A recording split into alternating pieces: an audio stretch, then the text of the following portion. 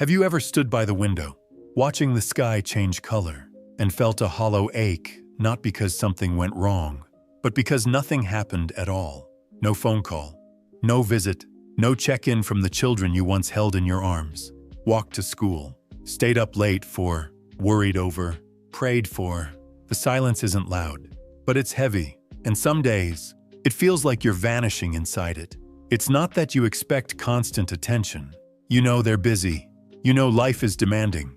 You tell yourself not to take it personally, not to make it about love. But even so, something inside you aches when the phone stays quiet for days or weeks, when holidays feel like obligations, not moments of joy, when birthdays are remembered with a text, if at all. There's no drama, no fight, just distance, and it cuts deeper than most wounds because it isn't caused by anger. It's caused by absence. I spoke to a woman named Natalie not long ago. She's 74. Her youngest moved to another city over a decade ago. At first, he called every Sunday, then once a month. Now, she's lucky if she hears from him 3 times a year. I don't want to guilt him, she told me, her voice soft, but I wonder if he's forgotten that I still think about him every single day.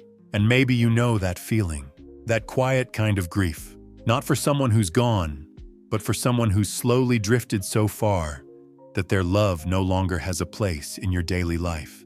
It's not about expecting them to come running home or call every morning.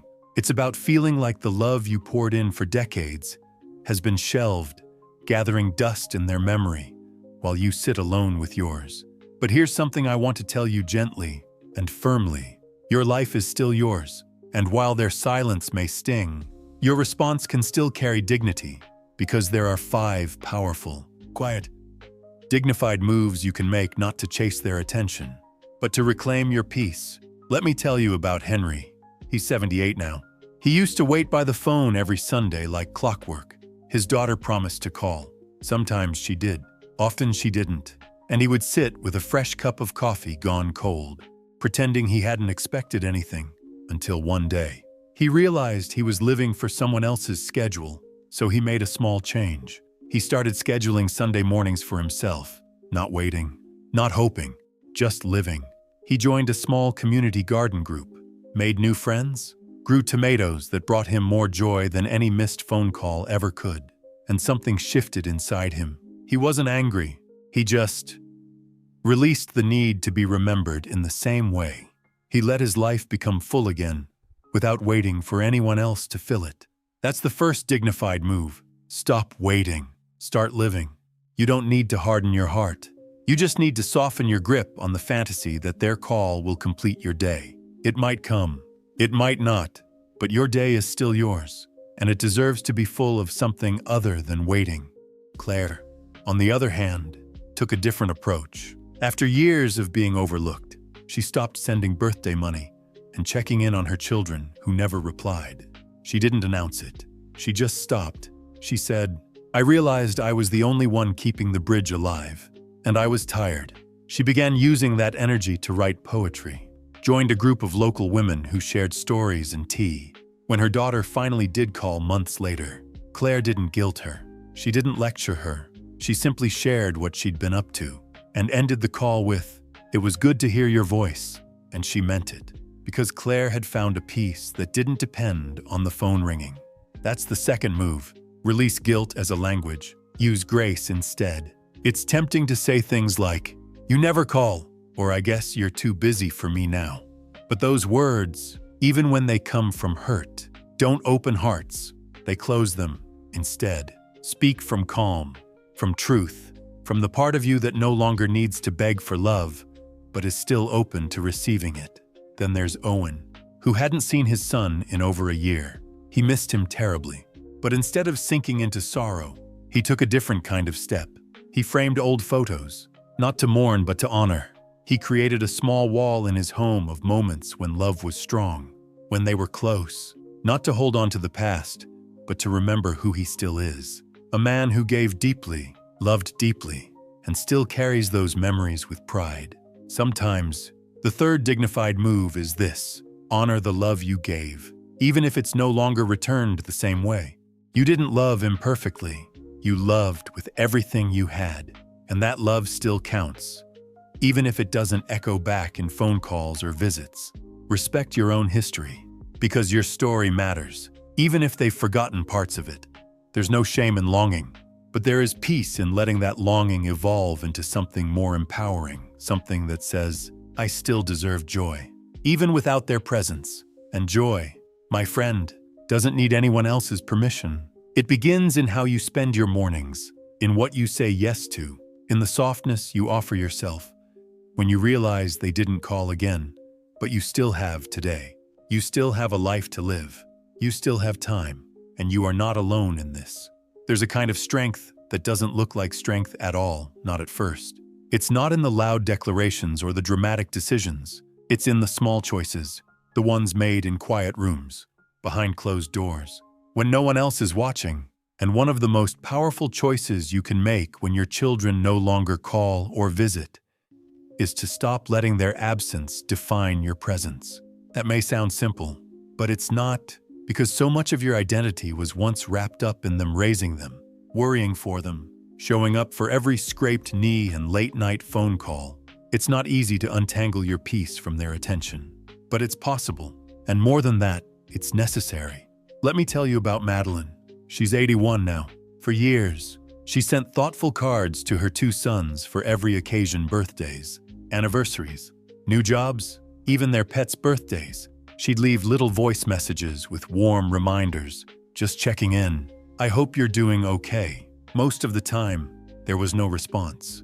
Or worse, a rushed, obligatory reply days later. One morning, after another birthday had passed unnoticed, Madeline sat in her kitchen with the sunlight pooling across the table, and she said out loud, I'm done being disappointed, not bitter, just clear. That's when she made what I would call the 4th dignified move. She created new circles of connection. She joined a memoir writing class at her local library. She started meeting every Tuesday with a small group of women, most of whom had stories that echoed her own. They shared coffee and laughter, but also grief, strength, and everything in between.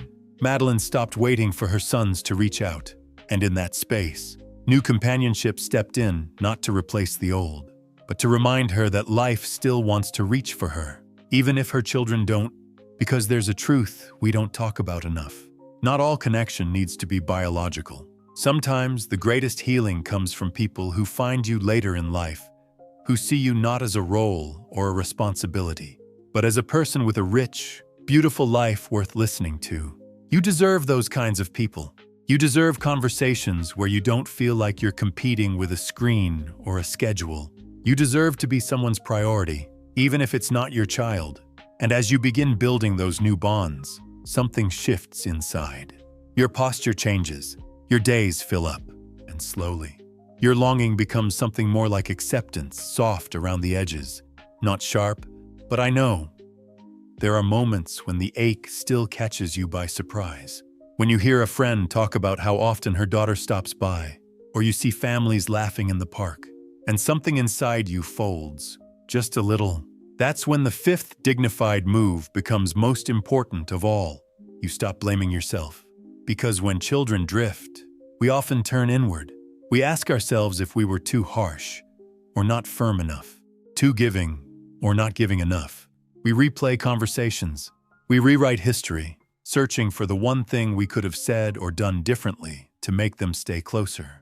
But the truth is, your children's distance may say far more about their journey than yours.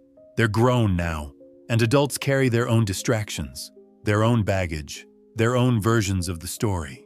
And you did the best you could with the tools and heart you had at the time. You may not have been perfect, but perfection was never required for love. What your heart needed then and still needs now is grace. So if you've been blaming yourself for their silence, I hope you'll stop today. Not because you no longer care, but because you've carried the burden long enough, and it's time to set it down. I remember Lucas, a retired carpenter, who told me he used to reread old text threads from his daughter, looking for signs of what went wrong. He kept a voicemail saved from 3 years ago, when she last said, "Love you, Dad." He listened to it once a week, not to remember, but to hurt. One day, he deleted it, Not because the love wasn't real, but because he was done living in the shadow of what might never return. "I want to live in today," he told me. "And today, I still have a heart that works, legs that walk, and the ability to choose how I spend my time." And in that simple statement, Lucas stepped into something beautiful, the kind of peace that doesn't need fixing. He stopped performing for a relationship that wasn't showing up, and he started showing up for himself. That's the quiet restoration that begins when you stop needing the call, the visit, the attention to feel whole, because you're not forgotten, you're not abandoned, you're not too old, too quiet, too unneeded. You are still a force, still a light, still someone worthy of being witnessed fully. Even if your children don't see it right now, it doesn't make your worth any smaller. You were never meant to live out your later years as a footnote in someone else's story. You were always meant to be the author of your own. And maybe this chapter is different than you expected. Maybe it's lonelier than you hoped. But you still get to decide how the pages are written from here. You still get to fill your days with beauty, with friendship, with laughter that echoes in rooms that were once too quiet. You still get to say, "I may not be called, I may not be visited, but I will not live like I am invisible." Because your dignity doesn't depend on who remembers you. It depends on how you remember yourself. There is a quiet power in deciding that you will no longer beg to be remembered, not out of anger, not out of pride, but out of self-respect. Because dignity doesn't demand, it simply is. It sits with you at the breakfast table when no one else does. It walks beside you through the supermarket when you're picking out just enough for one. It keeps you company when the phone doesn't ring, not with bitterness, but with calm. When you begin living from that place, not performing, not pleading, just being, you'll notice something peculiar. The world doesn't fall apart. In fact, something new begins to take shape. It starts slowly, like a shift in the wind. You begin saying no to things that drain you. You stop over-explaining your feelings. You pause before offering help that's never acknowledged. Not because you don't care, but because you've realized that your energy is sacred, and it deserves better than to be wasted on silence. That shift is more than personal. It's perceptible. The people around you feel it. Even if they can't name it. That includes your children. They may not say anything at first, but they notice when something is different. When you don't chase, when you don't fill the gap, when you no longer send the just checking in messages that go unanswered, when you stop sending money with no thank you, when you don't show up to be taken for granted anymore. And in that space, something curious happens. They may begin to come back. Not because you pushed, but because they sense that the power has returned to you. There's a story that sticks with me about a woman named Evelyn. Her 3 adult kids had slowly stopped, including her in anything. She was always the last to know about a family gathering, if she was told at all. She used to show up anyway, dish in hand, smile on her face, pretending not to feel the sting of being an afterthought. But one day, she simply stopped going. She didn't make a scene. She didn't scold or accuse. She just stayed home. And when her daughter asked why she hadn't come, Evelyn said, "Because I no longer go where I'm not really welcomed. I love you, but I love myself too." That one sentence rippled through her family more than any outburst ever could. Because it wasn't said in anger, it was said in truth. And truth has a gravity to it. It pulls everything into alignment. Her daughter didn't apologize right away. But 2 weeks later, she really called, not for a favor, not to borrow something, just to talk. Because for the first time, she saw her mother not as a background fixture, but as a woman with boundaries, a woman who deserved to be respected. When you stop showing up to be overlooked, people start seeing you differently. Not always, not immediately, but often enough to matter. And even if they don't, you still win. Because the greatest reward isn't their attention, it's your own presence. It's the feeling of coming home to yourself, of no longer explaining why you feel hurt, of no longer seeking approval from people who aren't willing to listen, of knowing your truth without having to justify it. That's the kind of power that doesn't shout. It just stands. And from that standing comes something beautiful. Joy. Not the loud, firework kind of joy, but the kind that settles into your bones when you're drinking your tea by the window. The kind that lives in a freshly made bed, a walk around the block, a song from your youth that still stirs your heart. You begin to realize that this stage of life isn't about being needed. It's about being whole. You don't need to be the fixer, the rescuer, the banker, the babysitter, the one who always gives without receiving. You've done your part. You've poured into others for decades. Now, it's your turn to be filled. And the funny thing is, when you begin to live like that, quietly whole, beautifully self-contained, you often attract what you were once chasing. Respect, kindness, presence, not because you demanded it, but because people are drawn to those who know their worth. That includes your children. Not every story ends with a full reunion. Not every child wakes up to their parents' quiet pain. But sometimes they do, and when they do, it's often because the parent stopped trying to be indispensable. Sometimes love returns when you stop making yourself smaller just to stay in the room. Sometimes they remember you when you stop reminding them, because your dignity, your quiet transformation, creates a new kind of invitation. It says, "I'm still here, but I will no longer lower myself to be seen. If you wish to meet me, you will have to come with respect." That's not selfish. That's sacred. You are allowed to protect your peace. You are allowed to walk away from relationships that only take. You are allowed to expect more than crumbs. And if that makes some people uncomfortable, so be it. Comfort has never been the measure of truth. Respect is, and that starts with you, with how you speak to yourself in the mirror, with how you schedule your day, with how you show up for your own heart. You are not an afterthought. You are not disposable. You are not just someone's parent. You are someone, and your value didn't vanish just because they stopped calling. It's still here.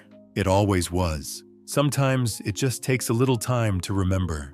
There's something beautiful about growing older, not just in years, but in depth, in seeing things more clearly, in realizing what truly matters. Not the noise, not the attention, not even the approval we once chased so desperately.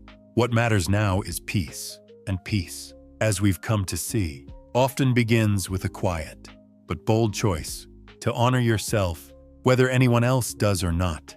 If your children no longer call or visit, the ache of that absence is real.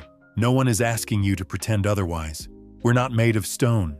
We feel, we remember, we miss. But what you do with that pain, that is where your strength lives. There's a story I carry with me, one I think about often. It's about a man named Nathan. His youngest son used to call every Sunday, without fail. But then work got busier. The calls turned into quick texts, then nothing.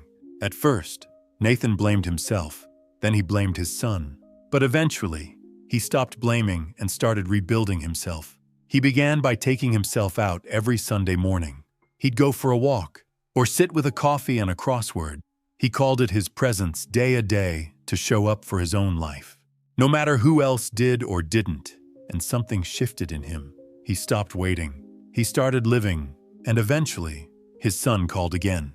Not because he felt guilty, but because, as he later told his father, "I just missed your calm." That's what happens when you stop explaining, stop chasing, and start embodying peace.